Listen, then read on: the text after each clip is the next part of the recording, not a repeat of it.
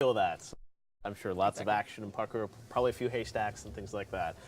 Let's move on to some of the other announcements. Rainbow Six coming back in 2015. We had heard previously about Patriots. That sort of disappeared for a while, so this is a reboot or sort of a reinvention of that brand?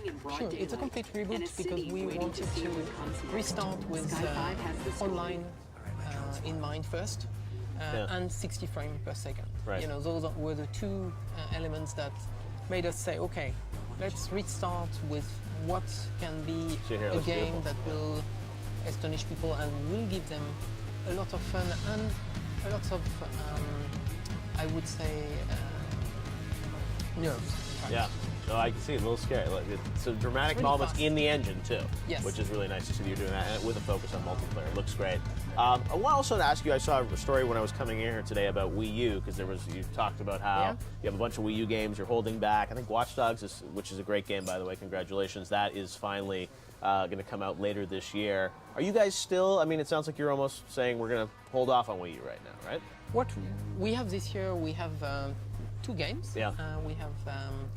As you said, Watch Dogs, but we also have Just Dance. Just Dance, right. And we have another one we didn't speak about yet. That will come, but just for Wii U or exclusively for Wii U? Just for Wii U. Okay. Yeah. Might be Rayman. Some rabbits, maybe. No. Rayman is online. So we launched it. Yeah. Yeah. It was really cool. Okay. But no, it's another one. A Wii U exclusive, still coming from Ubisoft. Still. Okay, well that's good to hear. So you guys are sort of investing still heavily. But it's more for families. Okay. For families and friends. Okay. Excellent. You guys always have something a little bit different that Ubisoft is working on. Any other surprises that be expecting anything from you guys? Quite a lot of them. We have to show Yes. Far Cry. Hopefully some more gameplay of Far Cry 2 soon, right? You will see some. Yeah, you will see some. Stay tuned then. Yes, for sure. Excellent. Well, Yves, it's always great to talk with you. Congratulations on Yubi's continued success, and now wait to go and play Assassin's. We'll have to do a little co-op at the booth together. Thank you. Yeah, we could. All right, we'll do it. Awesome. Yves Guillemot, always a pleasure chatting with you. And right now, we're going to check back in with Daniel. Daniel? All right, gang, if you like your monster hunters with fancy hats and facial hair, this is your E3. Please welcome Project Foundation producer David Bowman, who's here to talk to me about Hunt Wars of the Gilded Age. David, welcome to the stage. Now, this is a very interesting game. You're describing it as a 4-player co-op online third-person shooter. You're taking down bosses with a bunch of friends. Is that right? That's exactly right. Basically, you're going to get together with up to 4 players. You're going to be able to play together, and you're going to outfit your characters with the latest weapons available in the 1800s, and you're going to be able to hunt monsters. These boss fights are going to be pretty exciting. Is that the best fight ever? Yes, this is what we've seen so far, and obviously the setting is a lot into this. It just seems like a really cool setting. Did you know out of the gate when you wanted to create this game that this was going to be a setting for it? That was part of the initial conversation. Where do we want to have this set? And we set a period first. At Gilded Age, we thought it was an exciting opportunity to explore a space that really hasn't been explored really well so far in games. That gave us the underlying frame of what we wanted to do, and then from there we said, okay, what could we do in that space? And we started exploring a lot of different environments. The first environment we're seeing is in Louisiana, and we'll be releasing other environments as part of the product. Now, are the characters very different? Are they completely customizable? Do you take your character into the fray with your friends? How does it work? So you're going to pick your character, and you're going to start developing that character. We call it an RPG light as well, because the RPG elements in it mean that you have a persistent character that you can customize, you make the appearance changes that you want. There's also actual abilities to change as well. So when you decide that you want to have a character that is going to be a little bit more supportive than the other roles, then you design that yourself. You say, this is what I want to be, and this is how I want to look. All within very strong, appropriate late 1800s clothing choices. And weapon choices, of course, is a little bit more fantastic. This is a combination of realism meets the fantastic. Right. Let's talk a little bit about the combat, which we're seeing in full force right here. Is it a variety of combat range that it looks like right now? Also a lot of melee? There is melee, yes. Well, so the big part of the game that I think is important to understand is that ammunition is not infinite in this game. And so you'll want to be very careful in deciding who's firing at what and with which weapons you'll be using that at. There are certain the opponents that you'll be fighting that you want to keep at range, always keep at range. And there's others that it makes sense to dispatch with a hatchet if they get too close to you. Excellent. So am I getting online with my friends to progress through a linear story, or the missions that we accomplish at our choosing, or how does that work? That's a good question. One of the things that makes this special is that we use basically not randomization, procedural choices within the environment, and that allows us to have many replayable experiences in the same environment. So this is the Louisiana swampland, the bayou, and within that space, you can have the same experience going through the same environment. The procedural generation of our content allows us to dynamically change all of that. So you and your friends getting together, 4 players, having fun, going after boss fights, basically hunting down those bosses as they try to hunt you in return. Sounds very fascinating. Now, you guys at Crytek, before you go, I want to also talk about one other project you recently announced, Arena of Fate, which kind of puts you in the shoes of these fantastic characters that we know. What can you tell us about that? Arena of Fate is a battle arena game where a team 5 versus 5 battle against each other in the arena to decide who wins. It's almost a sport-like feel to it, in that the 5 players versus 5 players, the victory is determined by score. It's limited to a 20-minute battle, so that you always know exactly when you start the game how long it's going to take. And you get to choose from interesting characters. We've got Little Red Riding Hood, we've got Tesla, we have some characters that haven't been in video games many times before. And we have a whole roster we haven't yet talked about, but we've definitely introduced the first 6 that we're going to be talking about. Now, both these games are at E3 and playable They're this at year? E3 right now. Okay.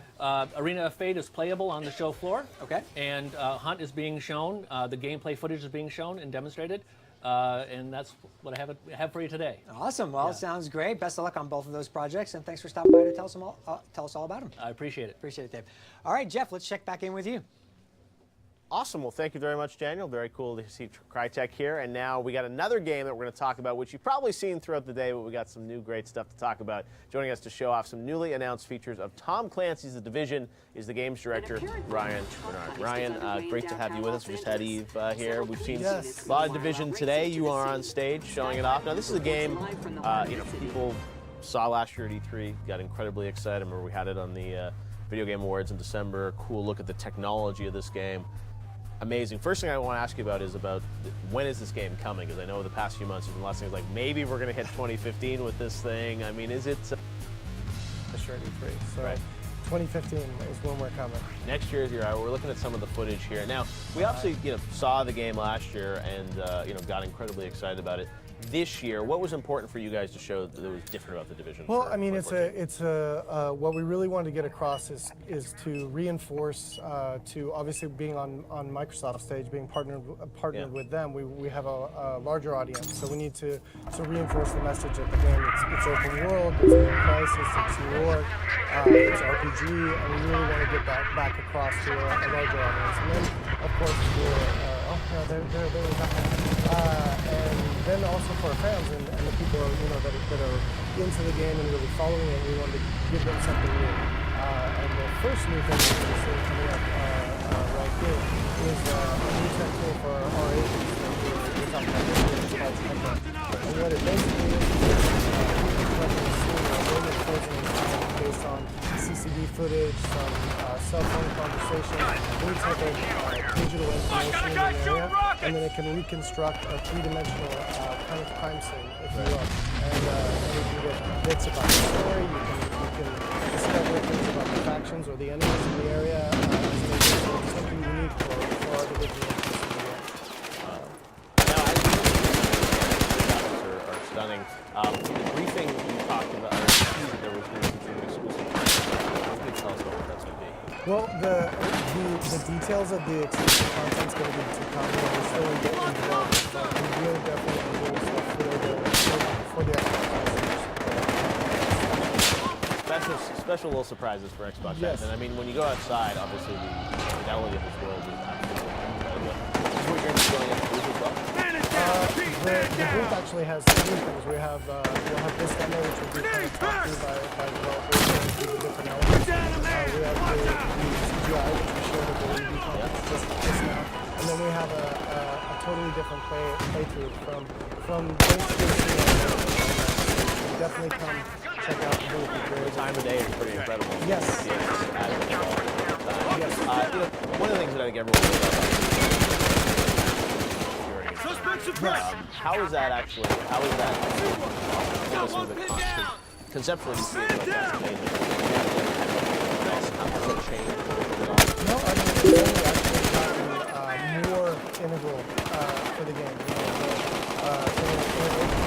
Especially RPG games, your map is kind of super important. You need the layers of information that the person can have in an area, the information packing in more things and more elements is I need support now! I would say it's going to be something that you're going to a lot and the editors out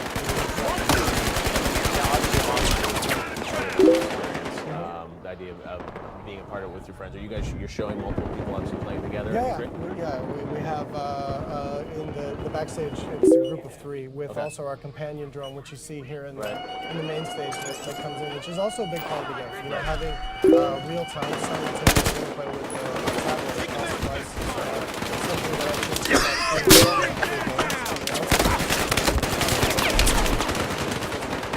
Tablet working at E3 too? Yeah. The whole thing, all right. The whole shebang, the division is real. Well, that's great. Well, no, this was a game last year. I remember it got announced, and all of us that were E3 judges, we wanted to go hands-on and play it. We couldn't, so this is the year that we actually get to see the game. Well, it looks amazing.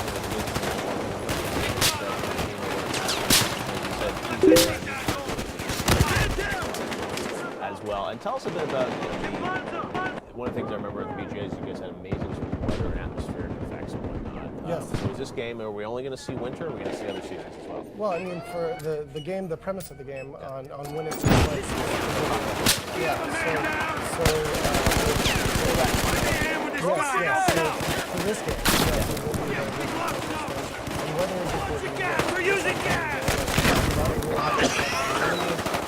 On where they can how you might approach a fight, all of that. And really what that does is it kind of changes up the gameplay.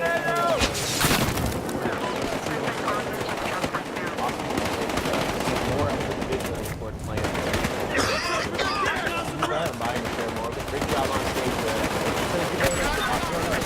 A lot more right now. We're going to head over to Jackie. Hey, all Access Live and E3 continues, and here is the reaction online.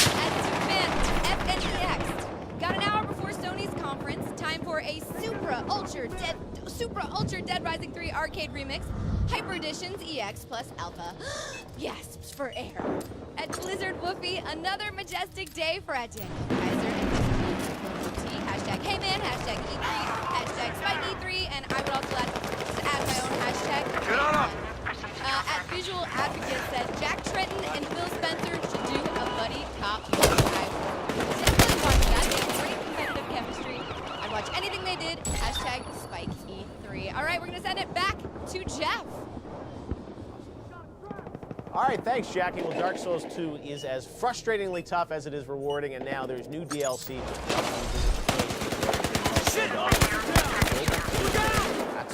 That's great to have you with us. This was announced, I know, I think it was last week or something, the DLC.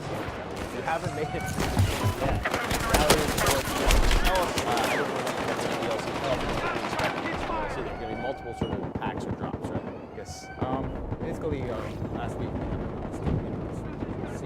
yeah. And the first DLC will be available on the,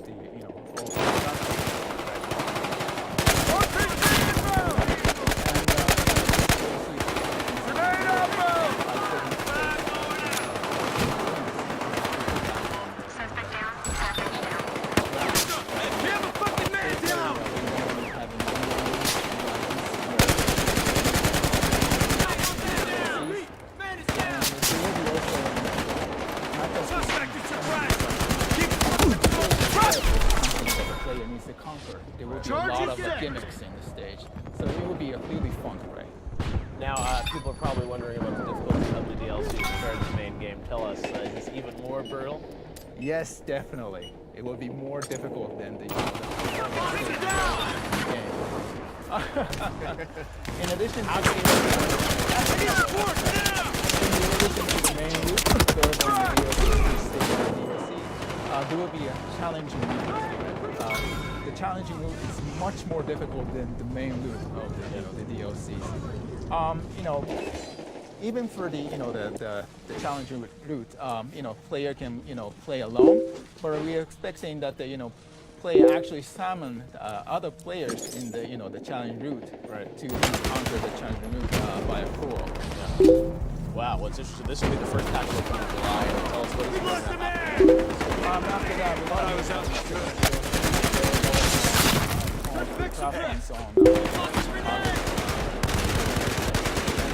I gotta go! And they're all new missions, each one? And, there will be a surprise.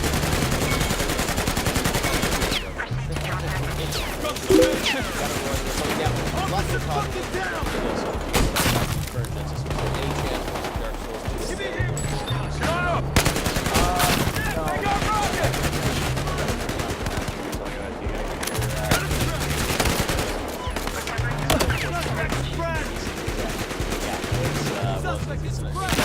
Somebody get these guys off me! Hopefully we'll hear more from the conversation. That's the deal. Glad you were here. We're really happy that the game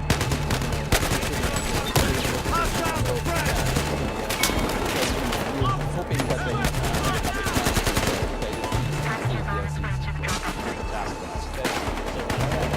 Great. First look at the Dark Souls DLC, and of course we've got a lot more coverage live here on site. Coming up in a little bit of time. Lots of rumors about what's going to be the game to be announced. We're expecting obviously Order 1886, Drive Club as well, and lots of other third-party games. With that, the rest of the stuff there.